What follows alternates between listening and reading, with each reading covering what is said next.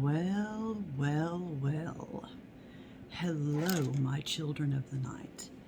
It's your favorite gothic, friendly neighborhood headbanger. Mostly friendly. And tonight, we are going to talk about the man who killed Halloween. He's also known as the Candyman, but there's another guy known as the Candyman who did things, I don't know if I can say worse, but a lot more of them. Maybe I'll talk about him sometime. But that's not the Candyman we're talking about tonight. The Candyman we're talking about tonight is Ronald O'Bryan.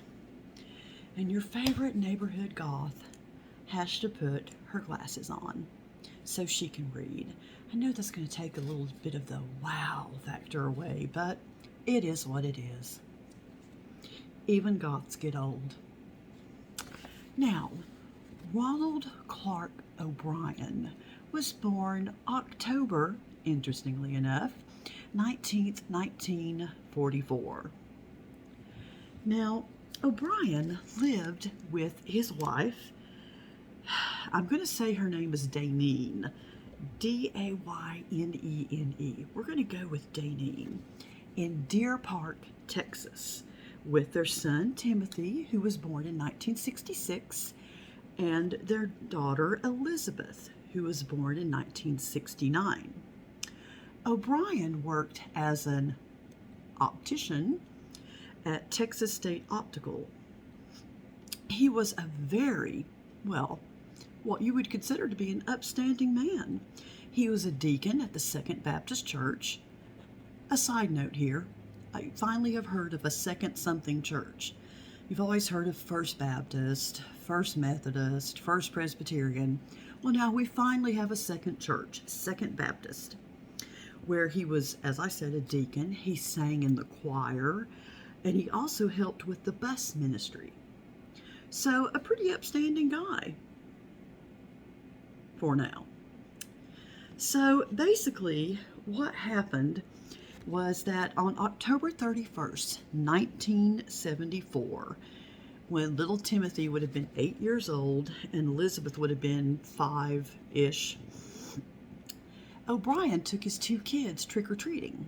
Now, he teamed up with a neighbor, the guy that lived next door, who also took his kids trick-or-treating. So they went trick-or-treating, and they came to a house where the lights were off and nobody answered. Don't you hate that? Do you remember when you were a kid and you'd go, we had this house on our street where the Newmans lived. I can say that because they've been dead for 5 centuries. But the Newmans lived, and they never, ever turned on their lights or gave out candy. And I think they were pretty well off, so it's not like they couldn't give out candy. But there's always that one house, you know what I'm saying? Anyway, they went to this house, lights were off, nobody answered the door. Come to find out, there'll be a good reason for that. But so they just went to the next house. They gave up, okay? Well, while the rest of the group went to the next house, O'Bryan stayed behind, dear old Ron. And all of a sudden, Ron runs up to the group, he catches up with them, and he has 5 pixie sticks. He has these like 21-inch pixie sticks. Now let's think about that for a moment. That is almost a 2-foot-long pixie stick. Now, if you don't remember what pixie sticks were, they were these little, what looked like straws, and inside them they had what was basically pure sugar with a little bit of flavoring in it, like strawberry or cherry or grape, some kind of fruit flavoring. And you would eat it by just basically opening it up and knocking it back like that. And like I said, it was pure sugar. I'm sure parents freaked out when they saw them. But anyway, he comes back with these 5 21-inch long pixie sticks, and he gives one to Timothy, one to Elizabeth, one each to the neighbor's kids, and then on the way back to their house, he sees another kid that I think he went to church with, he knew somehow, and he gives the 5th one to this kid. So, okay, nice. They get back home, and you know the way kids are when after Halloween, when they've done their trick-or-treating, they've got their candy, they want to eat at least a little of it that night, And so Timothy asked for the pixie stick. So his dad gives him the pixie stick. and he takes the pixie sticks and he eats a little bit of the sugar concoction out of it, and he says it tastes weird. He doesn't want to eat any more of it. So his dad gives him some Kool-Aid to wash it down with. No time later, Timothy is in the bathroom, throwing up, convulsing. Finally, he just goes limp in his father's arms. There was no 911 back then, so his father just, put him in the car, started driving him to the hospital. He was dead by the time he reached the hospital. So there was a little bit of like, okay, what's going on here? So they decided to do an autopsy. They wanted to know, what was it that Timothy had ingested? What exactly was going on? And when they did the autopsy, they also tested some of the pixie stick. The pixie stick had been laced with potassium cyanide. That's right. The pixie stick had been poisoned. Now, when parents in the neighborhood found out that the pixie stick had been poisoned, they freaked out. And they turned all their candy into the police, and it just so happened that all of them had been poisoned. Now, luckily, Elizabeth had not wanted her pixie stick. Let's see, two of the other kids, the other two kids, the neighbor kids, had not eaten theirs yet. And there was a fifth one that they didn't know where it was, but thankfully they found it. A little boy had it and gone to sleep with it in his hand because he couldn't get the staple out of the top of it. So the only person who wound up being affected by the poisonous pixie sticks was Timothy. Okay, this was all starting to seem a little bit weird to the police. They wanted to know a little bit more about where Ron O'Bryan got this pixie stick. And he said that he had gotten it from his neighbor. And they're like, well, then what did the neighbor look like? What was up with the neighbor? And Ron O'Bryan said this really weird thing. He said, well, the neighbor didn't turn the guy that he got the pixie sticks from didn't turn the lights on. He just barely opened the door and thrust the pixie sticks out. And all he could tell was that he had a hairy arm. Okay. Well, that began to be a little suspect when it was found out that the guy who lived in the house... Cats. You gotta love cats. That was a knockdown drag out. Okay, back to our story. I'm not even going to edit that out. I'm not even going to edit it out. It just adds to the atmosphere. Anyway, they found out that the guy who lived at the house where there was no door, where there was no light on and no one answered the door, was an air traffic controller. And he was at work. Over 200 people at the airport vouched for the fact that he was at work. That's why he didn't answer the door. He didn't get home until 11 o'clock that evening, way past the time when Ron O'Bryan and his kids and the neighbor and his kids had knocked on that door. So it didn't come from him. The guy that they knocked on the door didn't come from him. Where did it come from? How did Ron O'Bryan just magically pop up with these pixie sticks? And why did that just happen to be the candy that little Timothy chose out of all the candy he'd gotten? Well, Daneen O'Bryan, Ron's wife, who, by the way, divorced him later, said that it wasn't what little Timmy had asked for at all. Little Timmy had asked for something completely different, and Ron O'Bryan forced him to take the pixie stick. So, yeah, he was forced to take the pixie stick, which he ate. It never did say whether he tried to get Elizabeth to eat her pixie stick or not. Elizabeth survived. She did wound up not eating the pixie stick. I'm not entirely sure what happened there. I couldn't find anything on that, but little Timmy ate some of his, and it was enough. Apparently, like the top 2 inches of the pixie sticks, all 5 of them had been replaced with potassium cyanide, so more than enough to kill an adult, much less a child. So yeah, so that's where we are with that. Then we found out that Ron had gone into a drugstore Or I'm sorry, maybe it was a chemical store. Let's get our sexy glasses out, shall we? Let me find it, let me find it, let me find it.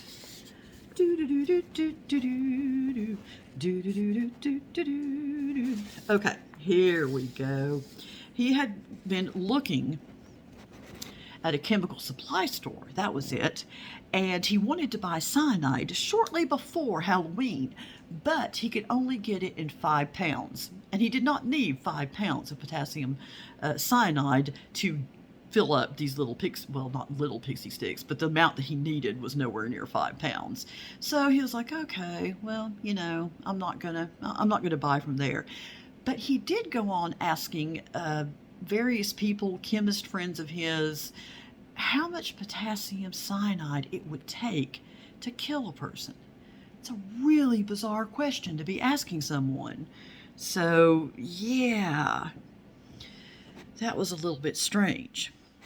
They believe, police do, that he didn't really care whether or not these other children died or not. He just gave all of them potassium cyanide pixie sticks so that it wouldn't look like he was at fault. If just his child had died, it would look strange. So he was willing to sacrifice his other child, Elizabeth, and 3 other kids just to make sure he didn't get caught.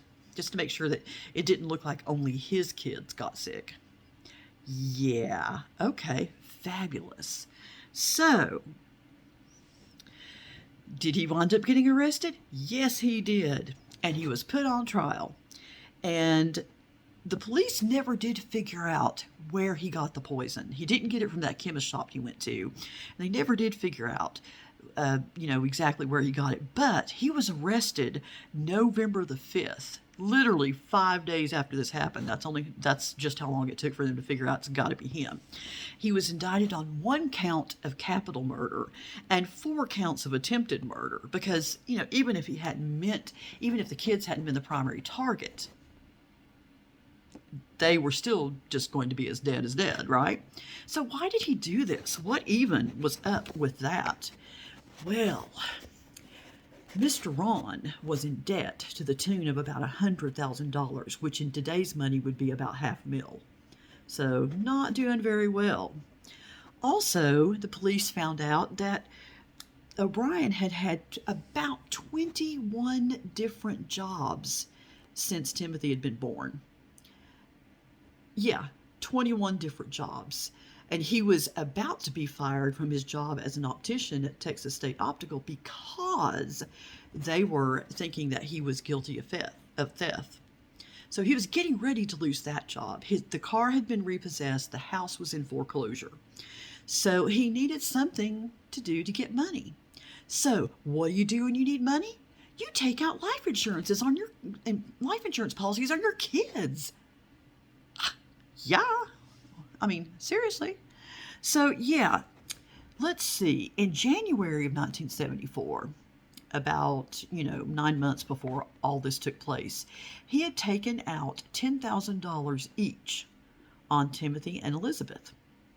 Then he took out another $20,000 each on them. So now they've got $30,000 each on them.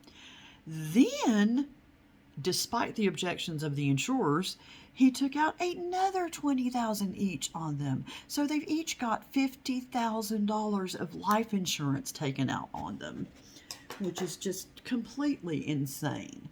So now, of course, in order to collect, they got to be dead. So Elizabeth isn't dead, but Timmy is. And a lot of people said that Ron O'Bryan was just very, very odd at Timmy's funeral, just very strange. And also, the day after Timmy died, literally the morning after, he's on the phone with the insurance company wanting to know when he can get the payout. No, not what normal parents do. I would be like in bed with the covers over my head, just freaking out if something had happened to my kid. But no, he's on the phone with the insurance company going, hey, at the trial, a chemical supply salesman testified that O'Bryan wanted to know how to purchase cyanide, and again, like I said, how much would kill someone, an unusual interest in cyanide in general. At Timmy's funeral, like I said, he was acting weird. He talked about using the money from Timmy's insurance policy to take a long vacation. Because at your child's funeral, you totally want to talk about what you're going to do with the money. Or even talk about the money in general. Yeah, okay. Not looking good there for you, Ron. So, yeah, that's just not doing well at all for him. His defense was that there was a mad poisoner. And, that was kind of like he was using the old myth of, people putting razor blades in apples and all that stuff. And I remember actually when I was a kid, and this was in the 70s, this was, that there was a thing that went around like, don't eat the fruit that you get if you're given fruit. My mom used to take all the fruit we got, oranges, apples, anything like that, and cut them up with a knife into slices and, make sure there was nothing in there. And then she'd give it to us sliced up. She wouldn't let us bite into it. So that is a decades old thing about, the mad poisoner or the person with the razor blades in the apple. So he tried to use that as his defense. Like, okay, yeah, this is just some crazy person that did this. The problem with that was that the police went back to the fact that he said he got them from this house. And we all know he didn't get them from that house because that guy was at the airport doing his job as an air traffic controller. So, yeah, not happening. So, the case garnered international attention. And he was known as the Candyman or the Man That Killed Halloween. On June the 3rd, 1975, because it often does take a good year or so between an arrest and the end of a trial. But on June the 3rd, 1975, a jury took only 46 minutes to find him guilty. Yeah, 46 minutes. Then they only took 71 minutes to decide that he needed to be executed. So he was moved to, let's see if I can find the name here. Oh, and by the way, I told you that Daneen had divorced him. She did. She divorced him. She married again, and that guy adopted the children. Or adopted Elizabeth, rather. So I thought that was pretty cool. All right. So he got moved to a place in Huntsville, Texas, and that is where they kept the people that were on death row. And according to the chaplain there, he was absolutely friendless. He was detested. He was absolutely hated because, generally speaking, and this is true, that people in prisons, inmates, do not like inmates that hurt children. A lot of them have already been abused. A lot of them had, bad childhoods growing up. And so the way to really, really just become a pariah in prison is to have hurt a child. And I know in my work of social work, there was a stepdad who had hurt some kids on my caseload very badly. He was kept in solitary, or he would have just been killed. He was, yeah. So yeah, this Ron O'Bryan had no friends at all. So he was just sitting there waiting to die. But as we all know, a death sentence does not mean a death sentence anytime soon. So let's go over how many appeals Ron had, shall we? All right. His first execution date was set for August the 8th, 1980. Now, this happened in 1974. We're already to 1980, if that tells you anything. He got sentenced to death in 1975, so he's already gone 5 years. His attorney actually got a successful appeal for a stay of execution, and his next date was scheduled for May the 25th, 1982. We've already gone 2 years farther, right? Okay. This date was also postponed, and then, I love this guy, there's a Judge Michael McSpadden scheduled a third date for October the 31st, 1982. which would have been the 8th anniversary to the day of Timmy's death. And McSpadden said, and I loved this, he said, "I will drive him personally to the execution chamber." He was just over it. He was like, no, this needs to be done. But, if he had been executed on that date, he would have been the first Texas inmate to have been executed by lethal injection. But no, the Supreme Court delayed the date again to give O'Bryan the chance to pursue an appeal to seek a new trial. O'Bryan's lawyer wanted to say that the lethal injection was cruel and unusual punishment. So on March the 28th, a federal judge said, nope. And this is 1984, by the way. We've made it to 1984. On March the 28th, a federal judge rejected that. And on March the 31st, finally, 1984, 10 years almost after the death of poor little Timmy, he gets executed by lethal injection.